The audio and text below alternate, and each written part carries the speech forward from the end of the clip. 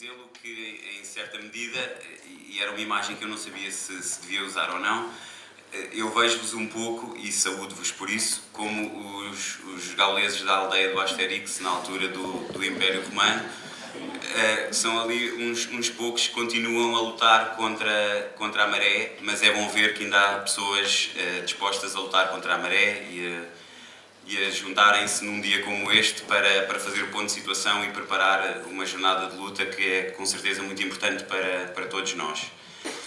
Em todo o caso, fico ao consolo de que o Império Romano também acabou por cair. Naquela altura não devia parecer possível, todos os impérios caem, mas é preciso gente que continue essa luta e que a leve adiante e que vá fazendo também uma guerra de ideias. Eu sei que tiveram a possibilidade de ouvir o Fernando esta manhã e, de facto, a questão da guerra das ideias é muito importante. Se alguma coisa nós aprendemos nos últimos tempos, até com a eleição do Donald Trump, é que as ideias fazem o seu caminho, às vezes nem sempre para melhor, mas fazem o seu caminho e acabam por penetrar e acabam por mudar a realidade e as sociedades e, portanto, é muito importante manter uma luta acesa e manter essa luta no plano particular e também ao nível das ideias para que as consciências vão mudando e se altere o pano de fundo sobre o qual trabalhamos. E uma pequena troca de impressões que tive com o Fernando fez com que eu até mudasse aqui à pressa os slides e pusesse aqui uma coisa diferente daquilo que estava à espera, mas que eu espero que corra bem. Okay? Acho que não.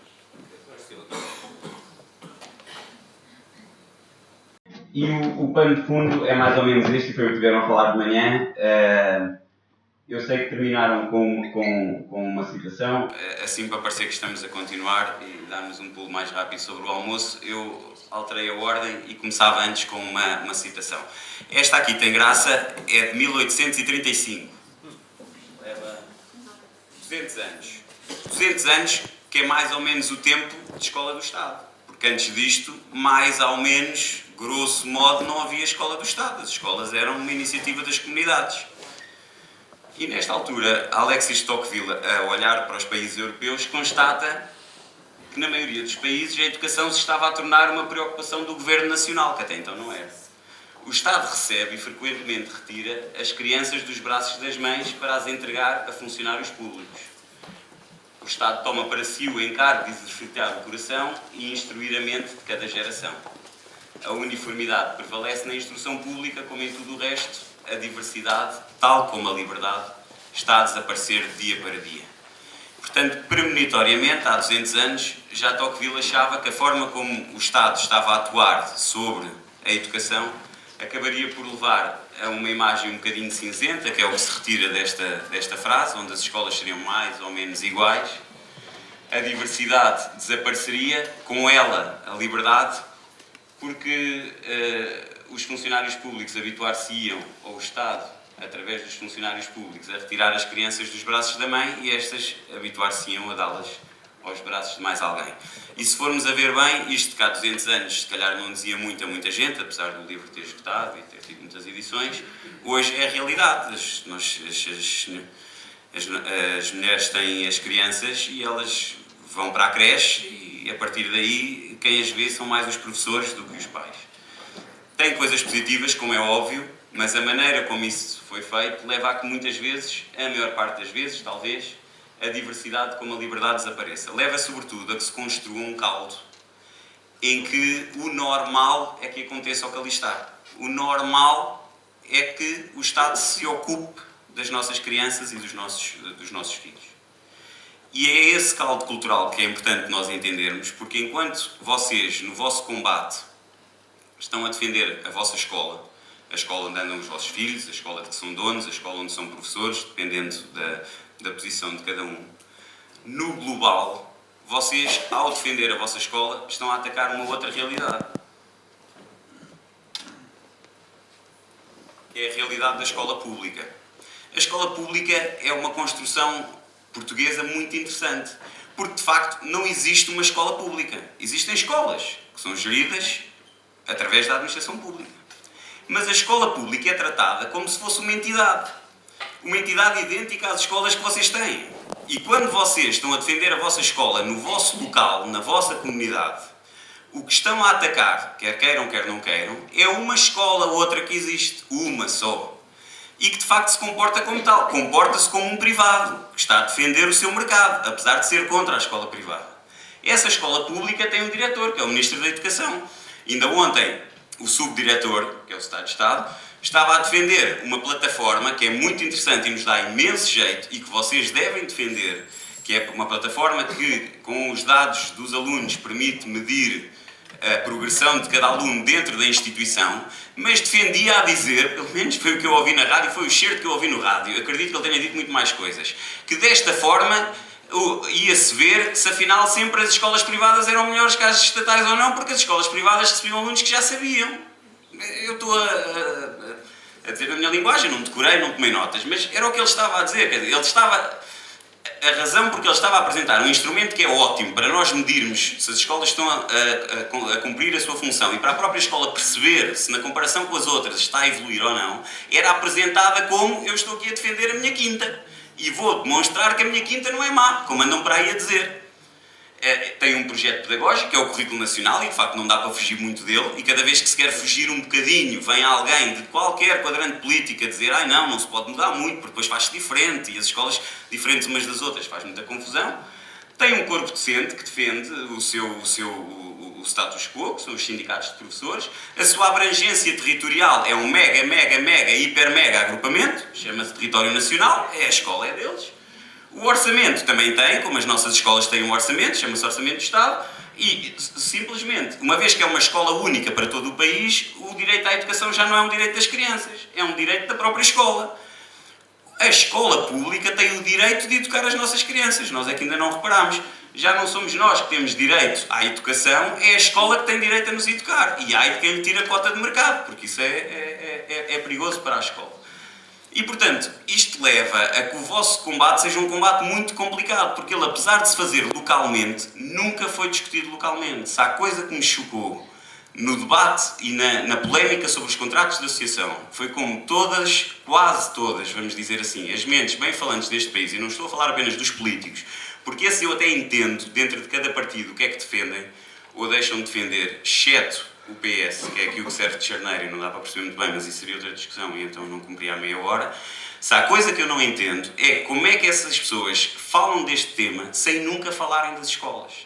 As escolas, em particular, cada escola, não existe neste debate. Porque no debate da educação em Portugal não existem escolas. Existe a escola pública. E do outro lado existem os privados. Escolas não há, alunos também não há. E isto leva a uma abstração tal que nós podemos ter o melhor projeto educativo a funcionar, mas alguém vai dizer, eu defendo a escola pública. E nós dizemos, mas esta escola está a funcionar bem. Eu nem estou a dizer se ela é do Estado ou não é do Estado. Mas eu defendo a escola pública. E torna-se uma conversa de surdos, porque do outro lado só dizem, mas eu defendo a escola pública. Como se isso fosse uma resposta, como se essa escola como tal existisse. Escolas do Estado, como escolas privadas, há muitas, boas e más. Eu defendo as escolas boas. Todos nós aqui defendemos as escolas boas. Eu duvido que alguém se tenha levantado de manhã para vir a Fátima, mesmo para defender a escola do seu contrato de associação, se ela não for boa. Porque não vale a pena estar a sair de casa se a escola não for boa, não é? Para isso vamos para a escola ao lado. Isso é a vantagem da liberdade de escolha.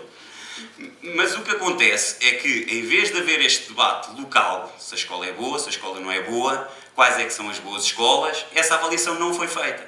Que ela não seja feita pelo poder político que gosta de defender a sua escola, eu percebo. Que ela não seja feita por tudo que são, por os comentadores de educação, pelos opinion makers, etc., já me custa a compreender. Por todos. E é uma coisa que me acompanhou muitos dias. Mas porquê é que não há ninguém a defender a liberdade de educação? Porquê é que nós, em todos os programas políticos, de comentário político, e nessas semanas eu preocupei-me em vê-los a todos, e em todos falava de educação, mesmo aqueles onde só estão algumas pessoas, mesmo quando só estão algumas pessoas que foram líderes do PSD, nunca se defende os contratos de associação. E se aceita que se está uma escola vazia ao lado, é para ali que devem ir os alunos. Enquanto administrador, eu digo já que isto em termos de gestão, qualquer pessoa sabe, não é um dado adquirido que seja mais barato. Mas não vou entrar por aí porque não é o ponto. A questão é, porquê é que nós aceitamos uma abstração em que há uma escola que é defendida e não se vê na prática se o projeto que está a ser destruído é um bom projeto ou é um mau projeto? Que deveria ser o que devíamos estar aqui todos a zelar, que é o interesse público em geral e depois cada um o seu interesse particular. Porquê é que isso existe? Porque está criado um caldo em que a escola pública é a boa escola e os outros são uma abstração e uma raridade. E eu penso que talvez por isso pediram para eu vir falar um benchmark, também vou falar do que me pediram, não é? Um benchmark sobre a liberdade de educação no mundo. E eu preparei, fui à procura e encontrei este mapa. Isto é parte do mapa, porque ele depois chega para baixo. É um documento da OCDE. A liberdade de educação no mundo é demasiado vasto, nós mais vale compararmos só com os países ocidentais. E, portanto, basta a OCDE, porque o mundo depois é muito diversificado, a noção de liberdade pelo mundo também é muito diferente. E, portanto, para nós basta-nos a OCDE para termos de comparação. E, de facto, o que nós constatamos é que há vários países, não são a maioria, são seguramente uma minoria, mas eles existem, onde boa parte das escolas do sistema público de educação são privadas. A começar, a azul são os que não são mesmo membros da CEE, são países associados. Macau, Hong Kong, Dubai. Mas depois temos a Bélgica, a Holanda, a Irlanda, o Chile. Temos até aqui 2, 4, 6, 7 países onde a maioria das escolas são escolas privadas no sistema de ensino. Portanto, o que querem fazer crer que isto das escolas privadas no sistema de ensino é uma raridade portuguesa e é aqui alguma singularidade que uns quantos querem promover em seu proveito próprio, está errado. Não é um facto. A realidade é que o ensino privado faz parte dos sistemas de ensino. Em alguns países, o sistema de ensino é maioritário. E está feito o benchmark. Pronto. Agora, eu penso que é... Mas, pronto, isto não quer dizer muito. Pode ser maioritário, mas pode ser que não preste. Ou pode ser maioritário, mas pode ser que promova imensas desigualdades. Torne esses países iníquos. E então, fui ver outro mapa. E este mapa falava do financiamento público às escolas. Não tem que ler os números e não sei o que, eu explico o mapa. Tem muitos países, não é? Tem cá em baixo todos os países que eles estudaram, isto é feito a partir dos dados do PISA. A publicação é de 2012, portanto não é demasiado antiga. Tem a preto os países que pertencem ao OCDE, a azul os que são países associados e tem aqui as barras que indicam o financiamento público. Na Suécia, todo o financiamento do ensino é público, praticamente. E depois, na Suécia não se vê o quadradinho preto, só se vê o quadradinho preto e a bola branca. O que é que isso quer dizer?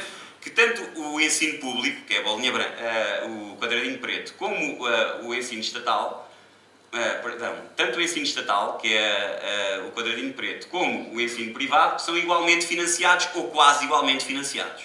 E, portanto, estão lá em cima. A mesma coisa para a Finlândia.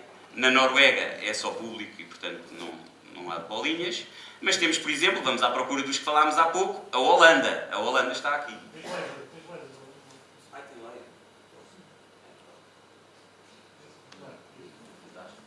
A Holanda está aqui e nós vemos que o financiamento público e privado é mais ou menos equivalente. Está aqui. Apesar de serem muitas escolas privadas, o financiamento é praticamente equivalente ao financiamento público. Aliás, tinha que ser assim, se não tinha um sistema de ensino a duas velocidades, não é? A mesma coisa aparece em muitos outros países. Aliás, o que nós vemos é que em praticamente todos os países há financiamento público do ensino privado, que são as bolinhas brancas. Em alguns mais, noutros menos. É sempre igual ou menor que o financiamento às escolas do Estado, mas ele existe em todas elas. Portanto, mesmo aquela questão do quem quer a escola privada que a pague, é uma coisa assim um bocado não faz muito sentido. Há vários países onde isso não é assim. E como é que se darão esses países? Quer dizer, o que é que acontecerá nesses países? Vamos ver. Na maioria dos países, o ensino privado é financiado pelo Estado. Não é em igual proporção que o ensino estatal, mas é financiado. Em alguns, esse financiamento é equivalente ao financiamento do ensino estatal. Como é que se darão esses países? O que é que acontece a esses países? Será que há um grande desequilíbrio entre a população das escolas privadas e das escolas estatais? Não. O que nós vamos a ver é que onde há menor desequilíbrio é precisamente nos países que estávamos a falar. Olhem aqui a Holanda. Na Holanda não há diferença entre a população das escolas privadas e das escolas públicas. Não há diferença. Está abaixo da média da OCDE. Na Finlândia também não, onde o ensino é maioritariamente estatal. Mas como nós vimos, o financiamento é igual para o estatal e para o privado. E por isso não há diferença, claro. Não há segregação. A tal segregação. Porque isso é privilegiar uns em vez dos outros. Porque as pessoas discutem sem ver os dados. Isto é 2012. Qualquer pessoa que está nos programas que a gente conhece, sei lá, quadratura do círculo, Bloco Central, os que seja. Podia ver, OCDE 2012, ia lá e estudava, em vez de dizer umas coisas assim que não têm muito sentido, não têm nenhuma adesão à realidade. A realidade diz que nos países onde nós temos uma percentagem de financiamento público elevada, são os países onde nós temos um maior índice de igualdade entre as escolas privadas e as escolas públicas. E lá está a Holanda, que tem muitas escolas privadas, mas também está a Finlândia, que tem poucas escolas privadas. Isto não é uma defesa da escola privada ou da escola pública. Isto é uma indicação de que o modelo de financiamento é que conta. O modelo de financiamento é que vai indicar se vai haver diferenciação entre a população do ensino privado e do ensino público. De quem frequenta as escolas estatais e de quem frequenta as escolas públicas, privadas. Como é óbvio. E, portanto, os países onde o financiamento público do ensino privado é maior são os que apresentam menor ou nenhuma estratificação. A questão está no modelo de financiamento. E é por isso que eu sou um defensor dos contratos de associação. Brincava comigo aqui há pouco o presidente da sessão a dizer: vocês nos maristas não estão com muitos problemas. Eu disse: não estamos com nenhum. Eu sou administrador, não é? Tenho de ficar contente quando a minha entidade patronal se dá bem.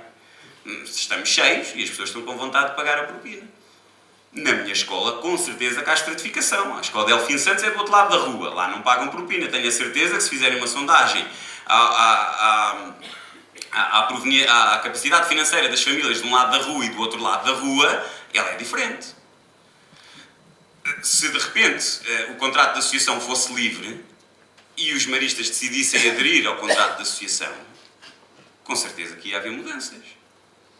Não eram as pessoas que iam ter mais dinheiro que iam passar a poder entrar. Essas já podem. As que iam passar a poder entrar, as que agora não podem pagar. Se calhar não mudava num ano, nem em 2, nem em 3. Esperemos que não, porque se mudam muitos alunos na escola todos os anos e aquilo vira uma confusão. Mas, devagarinho, com certeza que as duas escolas iam passar a equilibrar. O que desequilibra as escolas não são os maristas. O que desequilibra as escolas é a propina. Agora, a propina pode existir porque os maristas querem ou porque o Estado não financia. E isso é política. E, de facto, diz o mesmo estudo. Descontada a proporção de financiamento público em cada escola, 13 países da OCDE não apresentam diferenças de perfil socioeconómico entre os alunos que frequentam escolas estatais e os que frequentam escolas privadas. Significa que nestes países a estratificação entre as escolas estatais e as escolas privadas é induzida pelo grau diferenciado de financiamento público das escolas. E qual é um desses 13 países? Olha, Portugal. Portanto, de acordo com os dados do PISA, estudando a capacidade financeira das famílias, com a margem de erro que os estudos podem ter, em Portugal, se o modelo de financiamento fosse diferente, a escola privada não era a escola dos ricos, como se quer fazer crer, e a escola pública a escola dos pobres. Um sistema de primeira e um sistema de segunda, onde vocês, claramente, são postos aos olhos do público, em geral, dos portugueses, dos cidadãos, como os defensores da escola de primeira paga pelos outros. Que já vimos que é ridículo. De facto, o que diz este estudo, e eu não o vi contraditado, é que em Portugal, quem anda nas escolas privadas que cobram propina são as pessoas que têm mais dinheiro, porque essas escolas cobram propina. O que é que isso indica? Isso significa, peço desculpa não ter traduzido, que se nós desenharmos com cuidado a política de financiamento, o modelo de financiamento, isso é que vai induzir que o sistema de ensino seja mais equitativo ou menos equitativo. Portanto, a questão da equidade no âmbito de um sistema de ensino tem a ver com o modelo da política de financiamento. Eu não vos mostrei, depois é interessante às vezes ir ver alguns casos, sobretudo os casos dos países que nós conhecemos melhor. A Polónia, se eu puxasse aqui os slides atrás, tem pouco, de acordo com estes dados, tem pouco ensino estatal, privado e muito ensino estatal. E não existe praticamente financiamento do tal pouco ensino privado. O que é que significa? Há uma grande segregação, se formos depois ao mapa da segregação. Como é óbvio, aquilo tem uma percentagem mínima, 2% de escolas que são pagas, e essas escolas são bem pagas e só lá anda quem paga. Estamos no grau máximo de estratificação, como é óbvio. Onde não temos estratificação é na Holanda, onde 60% das escolas, ou 60% dos alunos frequentam escolas de gestão privada, e essas escolas são praticamente financiadas em igualdade de circunstâncias com as escolas estatais. Aliás, se alguma segregação há, é negativa, não sei se repararam, o gráfico estava para baixo. Portanto, os meninos mais afluentes andam nas escolas do Estado. Não tem que ser de uma ou de outra, é onde andam. Portanto, o que vai determinar se o sistema é segregador ou não é o modelo de financiamento, como é óbvio. E aqui estão, depois, para quem quiser estudar, mas são coisas intuitivas, questões que vão apontar para um mercado mais regulado, que preza mais a equidade, e um mercado menos regulado, que preza menos a equidade. A ponta de cá seria os vouchers, que não existem em nenhum país, ninguém defende, em modelo puro, mas que é sempre porque aquilo que vocês são atacados, que não tem nada a ver. Porque ainda para mais, os americanos, depois para algumas coisas nós vamos deixar os americanos. Os americanos chamam ao sistema onde há um financiamento universal, que é o sistema holandês ou o sistema da Suécia, um voucher system, mas que é completamente diferente dos vouchers nos Estados Unidos, porque os vouchers nos Estados Unidos são programas que permitem vouchers do mesmo valor, onde os pais podem depois adicionar financiamento. Ou seja, cada pessoa recebe o seu cheque, chama cheque de educação, cheque de ensino, o que seja, o voucher, mas isso pode não chegar para pagar a propina, depois ela vai ter que pôr mais qualquer coisa. Aí já temos algum nível de segregação. Aumenta a liberdade, sobretudo das escolas, porque têm propina livre, mas também aumenta a segregação. Não há vela sem senão. Ou prezamos mais a equidade ou prezamos mais a liberdade. Mas, a meu ver, os contratos de associação estão aqui, no mercado regulado, em que o voucher pode ser diferente, não quer dizer que a pessoa receba diferente. A escola recebe diferente em função dos alunos terem necessidades diferentes. O programa é universal, os pais não podem pagar por cima, que é para não diferenciar. Há uma lottery e, portanto, o zonamento é parcial. E, portanto, quem está na área de residência tem prioridade e depois, então, podem entrar os seguintes. E pode haver até uma discriminação positiva das escolas públicas, porque os estudos tendem a indicar que uma escola estatal, de facto, gasta mais dinheiro. Portanto, por exemplo, nos Estados Unidos, não dá para comparar com uma realidade única, porque são vários Estados, a legislação é diferente de Estado para Estado, mas há Estados, a maioria dos Estados defende que as escolas com contrato de associação, que são as charter schools, só devem receber 90% do que é o financiamento normal para um aluno estatal nesse Estado. Pronto, é uma diferenciação, porque acha-se que há uma despesa específica que as escolas do Estado têm a mais. Tudo bem, não há problema nenhum. E até há, por exemplo, como na Holanda, um limitador, que nós cá não temos, mas que há quem considere que deve existir, que é as escolas não terem fins lucrativos. Pronto. Nós podemos gostar de uns, podemos gostar dos outros. O que interessa é perceber que escolhendo uma coisa e escolhendo outra vamos ter resultados diferentes. E é nesta decisão, é neste desenho da política que nós vamos depois influenciar o resultado final, em termos de segregação. O que não podemos é dizer, sem conhecer isto, que um modelo, como o modelo das escolas com contrato de associação, que ao contrário de um modelo como o contrato simples, se aproxima muito mais deste, é um modelo segregador e que privilegia uns tantos em função dos outros. Isso não é verdade. Não é factual. E, portanto, nós temos que... É o modelo de financiamento público do ensino que influencia a estratificação. Há países como Portugal, onde a estratificação entre ensino privado e ensino estatal se deve à falta de financiamento público. Em Espanha, quando mudou a legislação, o Estado passou a atribuir um valor às escolas por cada aluno. Todas as escolas passaram de escolas privadas a cobrar propinas para escolas com contrato de associação, praticamente. A minha entidade patronal, que são os Irmãos Maristas, tem muitas escolas em Espanha, são todas escolas com contrato de associação. Onde eles têm escolas privadas, sem contrato de associação, a cobrar propina, é em Portugal. Portanto, o que faz a diferença é se o Estado apoia ou não apoia, como é óbvio. Porque se o Estado não apoia, eu tenho que cobrar propina. Não há outra hipótese. Agora, será que isto é bom para o sistema ou mau? Porque nós também não queremos um sistema que seja muito equilibrado e sem segregação, mas não tenha qualidade. Também há alguns estudos sobre a qualidade. Não são tão taxativos, porque a qualidade é mais difícil de medir e então de comparar entre países, mais complicado é.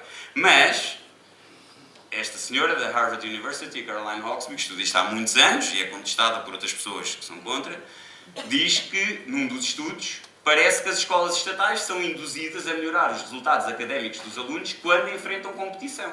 E esse estímulo ultrapassa qualquer efeito de segregação que pudesse existir. Peço desculpa pelo erro, eu antes de chegar ainda tentei traduzir para português o que estava em inglês, porque as citações estavam no original. E, portanto, o que é que isto significa? Mais uma vez, tudo depende do desenho que nós fizermos da política. Ter escolas estatais ou ter escolas privadas em si não significa que há melhor qualidade. Eu tenderia a dizer, mas não encontrei um estudo que provasse isso. E eu ali em cima no título pus sempre os factos. Só quis dizer aqui coisas, os estudos, que eu tenho estudos que demonstrassem. Eu tenderia a dizer que ter escolas privadas é sempre bom. Que mais não seja por uma razão, que tem a ver com a citação do Tocqueville. Aumenta a diversidade e aumenta a inovação. E eu acho muito difícil que alguém que estuda estas coisas à procura da verdade, à procura dos fundamentos, sem ter um a priori ou um preconceito, não defenda isto. É muito difícil com o sistema estatal, por natureza, vai ser sempre mais lento na mudança. E vai ter sempre que obedecer a muito mais regulamentos e restrições, pela sua natureza. A contratação nunca pode ser livre, terá que obedecer sempre a algumas regras. A experimentação está muito mais limitada. Portanto, há uma série de constrangimentos que são naturais, não são nem bons nem maus. São naturais à qualidade de ser público, de ser estatal, que, a meu ver, impedem que haja o mesmo grau de inovação e o mesmo grau de diversidade que existe quando também há presença de privados. Também há presença, não estou a dizer exclusividade, quando também há presença de privados. Isto parece-me óbvio na educação como noutros setores. E a verdade é que, goste ou não se goste, uma escola católica de uma determinada congregação tem um certo carisma e se formos a uma escola católica de outra congregação tem outro carisma, completamente diferente. E nós percebemos que há ali diferenças. Não sei se há ao nível do ensino da aritmética, mas o ensino da aritmética não é tudo o que se faz na escola. O que nós ouvimos dizer é que a escola é para formar o ensino integral do aluno, em todas as suas valências e, portanto, é óbvio que se há diferença nas congregações e se elas o fazem refletir nos seus projetos pedagógicos, vai haver ali uma diferença de projetos educativos. A mesma coisa em alguns projetos educativos privados não confessionais. É mais difícil encontrar diferenças em escolas estatais. Elas existem. A Escola da Ponte é sempre apontada como exemplo. Mas é quase a exceção que confirma a regra, não é? Na prática, elas são muito iguais e não podem ser muito diferentes. Portanto, eu diria que há logo essa vantagem. Mas, para além disso, também há uma vantagem em relação aos resultados. Sobretudo se as escolas não puderem selecionar alunos. Cá está outra das condições do financiamento. Se as escolas não puderem selecionar alunos com base na sua capacidade inata, não puderem fazer testes de admissão, então o mercado livre tende a melhorar a produtividade das escolas. Tendemos a ter melhores resultados. Isto parece óbvio, não é? Se elas puderem selecionar, então não. Então a competição vai levar à estratificação pela competência. Os melhores alunos vão para umas, os piores vão para outras. E isso conduzirá a uma redução do esforço e, em alguns casos, no geral, no global, somando tudo, uma diminuição da produtividade das escolas. Era o que diziam estes senhores também num estudo de 2012. De facto, os alunos obtêm resultados substancialmente melhores, e aqui estamos a comparar sistemas de ensino, em sistemas onde a existência de escolas privadas possibilita a escolha e a competição. Contratos de associação, em que vocês também só possam receber os alunos da área de residência, é bom, mas ficamos a meio caminho. Para ser a sério, tem que haver alguma escolha por parte dos pais. O direito é vosso enquanto pais. Vocês têm que poder escolher. Também não estavam aqui a ver com a mesma veemência se fosse para vocês não poderem escolher. Então não estávamos a defender os contratos de associação, estávamos a defender as escolas. Não? Nós estamos a defender um instrumento, que é o contrato de associação, que possibilita aos pais escolher a escola que querem. E, de facto, permite que da sociedade civil emanem bons projetos educativos. Os maus, esperemos que não sejam escolhidos pelos pais. Mas eles é que decidem, no fim do dia. Se 200 milhões podem escolher maus presidentes, porque é que os pais também não podem escolher uma má escola? E, portanto, o acesso a financiamento público em condições equitativas por parte de escolas estatais e escolas privadas melhora consideravelmente a performance dos alunos. No global, eventualmente, mudarmos o nosso modelo de financiamento das escolas era algo que podia melhorar em muito, se calhar mais do que vários programas disto, daquilo e daquele outro, a qualidade do nosso sistema de ensino. E, portanto, era a última conclusão a que chegava, está já ali em cima da mesa, já não se vê muito bem. A qualidade do ensino melhora quando existe maior financiamento público, concorrência regulada entre as escolas e avaliação externa. Os estudos também indicam que na ausência de exames nacionais, já agora foi isso que prejudicou muito a Suécia, quando se fala muito da Suécia, na ausência de exames nacionais, a coisa também não funciona assim tão bem. Eu já devo estar na meia hora. Pronto. Então, eu ia só terminar com uma nota. Eu penso que fica claro, em relação, pelo menos a estes estudos que encontrei, e não vejo outros que digam o contrário. O que alguns dizem é, sistemas onde há competição significa que há estratificação. Normalmente, o que é que está por trás? O modelo de financiamento. O problema não esteve na competição entre as escolas, está no modelo de financiamento às escolas. O que existe é, o ensino privado, de facto, faz parte dos sistemas de ensino. Mesmo em Portugal, nós ficamos espantados com a cota do ensino privado. Porque tem as escolas profissionais, porque tem alguma coisa dos contratos de desenvolvimento, porque tem os contratos de patrocínio, e, portanto, nós ficamos espantados com o grau. É abaixo da média da OCDE, mas está lá bastante elevado. Agora, são ilhas. São ilhas que a gente não sabe em que dia, quando qualquer dia se lembram, se acordam e terminam de um dia para o outro, como quiseram fazer convosco. Porque não estão ancoradas num pano de fundo em que se preza a liberdade e em que se perceba quais é que são os instrumentos que de facto desequilibram o sistema ou não desequilibram o sistema. Existe uma concepção que a escola pública é que é boa. E que se eu tirar dinheiro daqui e o puser ali, por obra e graça do Espírito Santo, acho que se pode dizer isso aqui neste sítio, a escola de repente vai ficar melhor. Não sei porquê, mas eu tenho estas discussões, e às vezes depois acabamos aos gritos, em reuniões de família alargadas, em que me dizem, não pode ser, tem que se tirar dos contratos de associação porque deve ir para a escola pública. Eu disse, mas espera lá, e o que é que te garante que se for para a outra escola vai melhorar? O que é que ela vai fazer de diferente? Se neste momento tens ali uma escola boa e outra que é menos boa, porque ali investiu-se muito dinheiro. Então, mas espera lá.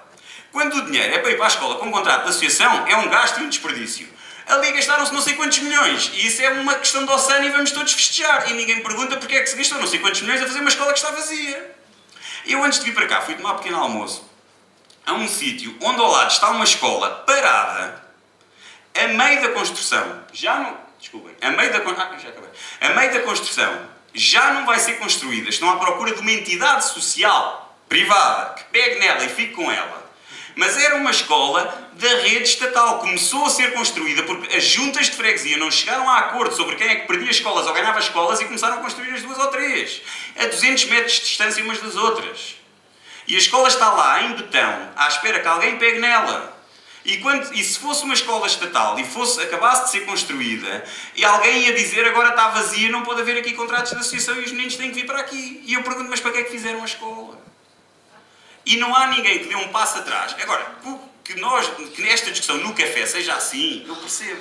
Agora, que os ditos comentadores, que nós de facto temos que ir à procura deles e explicar-lhes que não é bem assim, não deem um passo atrás e vão neste discurso fácil, em que no mesmo programa de televisão se diz investiram-se 12 milhões nesta escola e toda a gente deve ficar muito contente. E está-se a gastar ali no contrato de associação um bocadinho ao lado dos 12 milhões que se gastaram ali. Toda a gente deve ficar muito triste e dizer que têm que ir para aquela ali. Apesar dos pais, que de certeza que são burros naquela zona, preferirem ir para a escola onde não se gastaram os 12 milhões. Isso leva-me ao último ponto. Eu acho, e isto nem sequer é uma questão de grande concórdia em quem discute, pelo menos com quem eu discuto as questões da liberdade de educação. Eu tendo a achar, depois do que foram os últimos meses da vossa combate pelos contratos de associação e do anterior combate pelo contrato de associação, na altura se calhar não tive essa percepção, que a questão da municipalização do ensino ainda pode ser o puxado. Porque aí sim, de alguma maneira, vocês retiram isto da discussão dos campos e passam para uma discussão local. Onde a discussão sobre o mérito da escola se torna mais premente. Agora, para alguns conselhos vai ser dramático, porque vamos ter tiranetes a mandar nas escolas, mas aí os pais e as comunidades que se mexam e que façam o que puderem em cada sítio. Mas eu tendo a achar que a única maneira, porque em termos globais, em termos nacionais, O pano de fundo está feito e vocês vão ter que continuar a lutar e há de haver mais pessoas que se vão juntar a essa luta para ir mudando mentalidades, sobretudo as dos nossos filhos, para perceberem profundamente o que é a liberdade e o que é estarmos a perder a nossa liberdade sem dar por ela, como o Tocqueville já alertava há 200 anos. Mas em termos práticos, esse combate é sempre muito mais fácil no plano local do que depois ao nível nacional. Onde vêm uns quantos comentadores, não conhecem realidade nenhuma, os seus filhos estão em escolas fantásticas seguramente e portanto não só ao luxo de dizer não, aqui poupa-se mais, ali poupa-se menos e pronto, acaba-se com projetos educativos não sei quantos anos que formavam gente fantástica para este país. Eu dou-vos os parabéns pela vossa luta, espero que vos possa ter dado alguns argumentos que vos ajudem a defender a vossa causa e podem contar comigo para continuar a defender também. Muito obrigado.